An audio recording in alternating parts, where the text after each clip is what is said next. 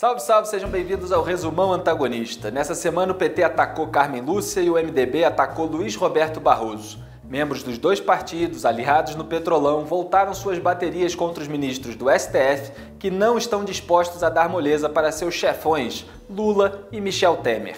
Resistindo às pressões feitas por parlamentares petistas e ministros como Ricardo Lewandowski e Celso de Mello, a presidente do Supremo vem se recusando a pautar ações que rediscutam a execução da pena após condenação em segunda instância, agora que Lula, condenado pelo TRF4, está na iminência de ser preso. Eu simplesmente não me submeto à pressão. O ministro Luiz Edson Fachin, relator da Lava Jato no STF, também disse não ver razões, nem teóricas nem práticas, para alterar a jurisprudência da Corte. Resultado, o PT do Rio de Janeiro acusou Carmen Lúcia no Facebook de ter comprado de um doleiro uma mansão de 1,7 milhão de reais em Brasília. A ministra disse ao antagonista que é uma sordidez e tentativa de coação à publicação do PT. Nossa equipe apurou que partiu de setores petistas da Polícia Federal a ideia de requentar a matéria publicada originalmente em 2015 pelo blogueiro Mino Pedrosa, ex-Isto É. Que desespero, hein? Já Barroso havia determinado a quebra do sigilo bancário de Michel Temer e o presidente garantiu que daria total acesso à imprensa aos documentos, pois não tinha preocupação com as suas contas. Até que, com os extratos em mãos, Temer recuou, demonstrando preocupação alegadamente com os valores pequenos e antigos e a exposição de despesas familiares. Seus auxiliares passaram dias levantando informações para se anteciparem a eventuais questionamentos e explicarem cada gasto em débito do presidente. Veremos se convencerão.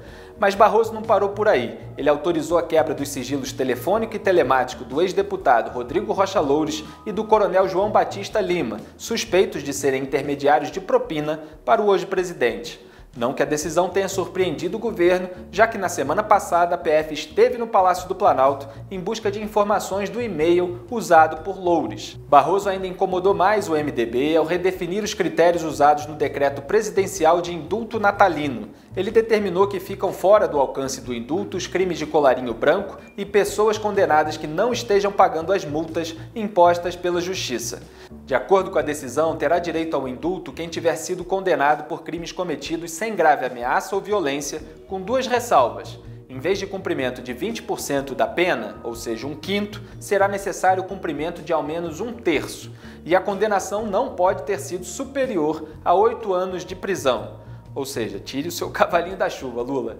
Barroso alegou que o decreto não pode ser incoerente com os princípios constitucionais nem com a política criminal desenhada pelo legislador e que a prerrogativa do presidente de perdoar penas não é e nem poderia ser um poder ilimitado. Resultado, o ministro da Justiça Torquato Jardim afirmou que Barroso invadiu competência exclusiva do presidente.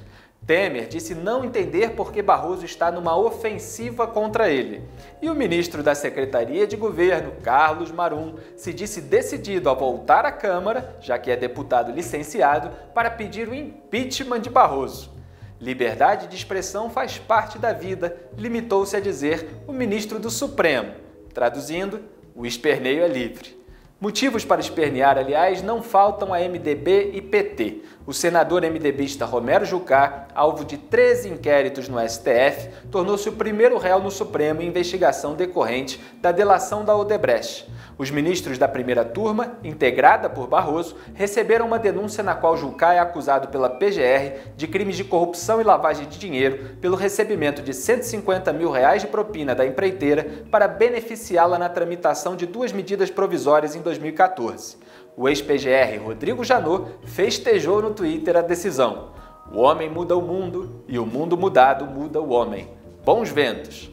Quanto ao PT, como revelou o antagonista, a PF concluiu o inquérito que apura supostos crimes de corrupção e lavagem de dinheiro cometidos pela senadora Gleisi Hoffmann e seu marido Paulo Bernardo, no chamado esquema Consiste. Segundo a PF, a companhia, que tinha contratos com o Ministério do Planejamento, usava empresas de fachada e escritórios de advocacia para repassar propina ao casal. Até despesas pessoais eram bancadas pela Consiste.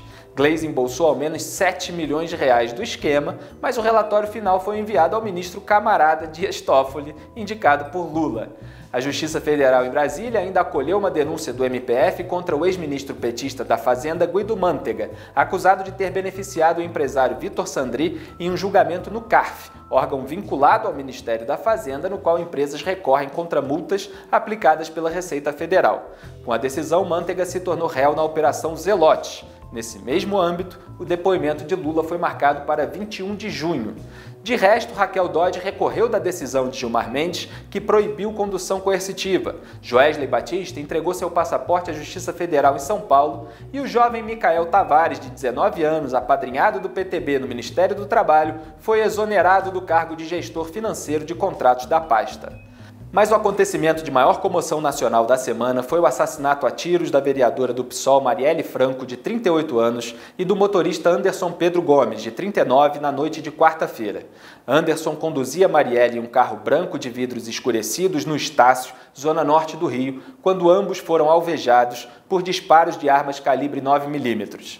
Dias antes de ser morta, Marielle chamou no Twitter o 41º Batalhão da Polícia Militar de Batalhão da Morte e escreveu: "Chega de matarem nossos jovens". Na véspera do crime, afirmou que o homicídio do jovem Matheus Melo também poderia estar entrando para a conta da PM e questionou: quantos mais vão precisar morrer para que essa guerra acabe?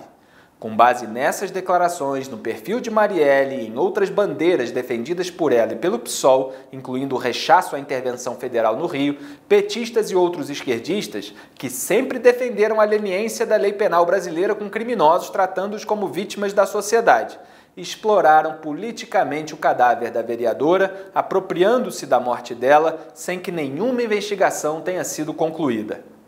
E esse bárbaro assassinato faz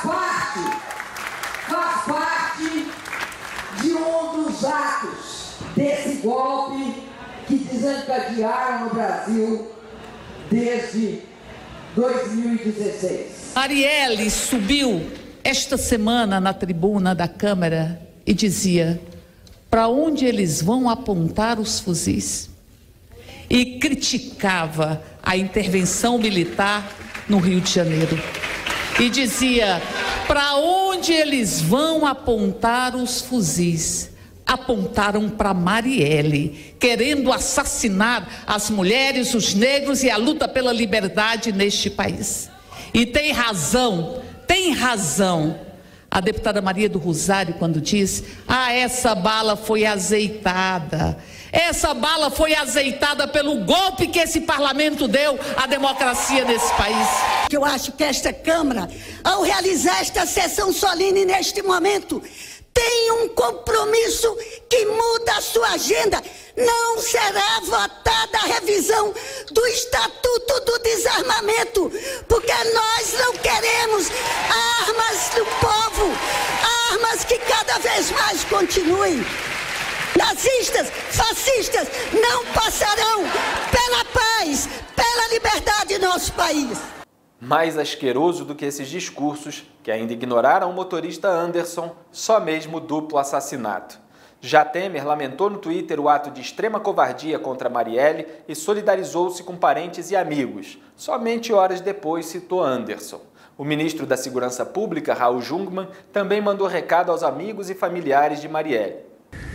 Eu quero dizer ao povo carioca, aos familiares da vereadora, aos seus amigos, aqueles que ao lado dela lutavam pelos direitos de todos e de todas, que nós vamos encontrar e vamos punir os responsáveis por esse bárbaro crime, pelo tempo que for necessário e ao custo que for necessário, mas nós vamos fazer justiça à vereadora que tombou fruto de um bárbaro crime. Anderson foi novamente esquecido. O motorista, que tinha 2 filhos, um deles nascido com má formação, é um coadjuvante na morte da vereadora e está prestes a assumir na estatística que mantém o Brasil na liderança mundial em número absoluto de homicídios, com 61 mil casos por ano.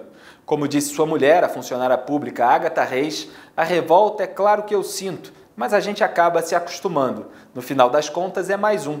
É uma frase clichê, mas é isso. É isso, Agatha. Na vida e na morte, a maioria dos políticos e das militâncias partidárias só se solidariza com seus pares. Eu sou Felipe Moura Brasil e esse é o Resumão Antagonista com o melhor da semana para vocês, leitores. Um grande abraço e até a próxima.